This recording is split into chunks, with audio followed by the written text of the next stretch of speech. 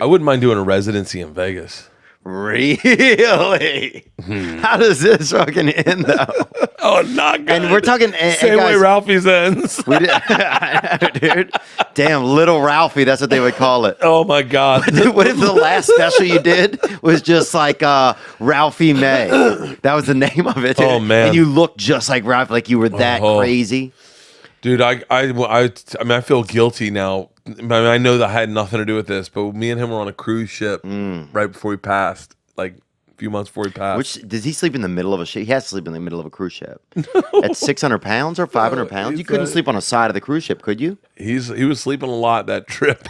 He wasn't getting up and doing much. And we went to his room once a day, and we go in there and smoke a joint in his room, and what, he's just laying in bed the whole time? He was laying in bed a lot. He'd get up and move around.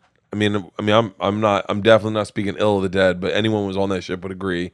He'd move around like probably 2 out of the 7 days we were there. He'd get up and do stuff.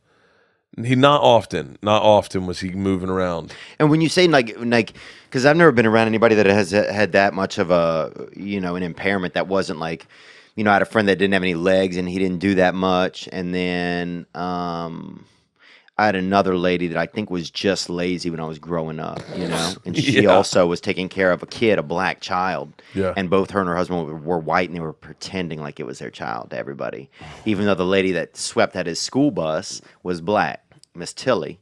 Really? And it was obviously her child. And we'd go over there, and it was the weirdest thing. They'd be like, "This is our son Boogie."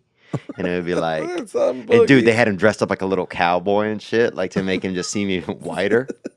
Dude, no joke, I remember this little Boogie, he'd have on these red boots and he would do this little fucking dance by the door when you went in. And it was like, what?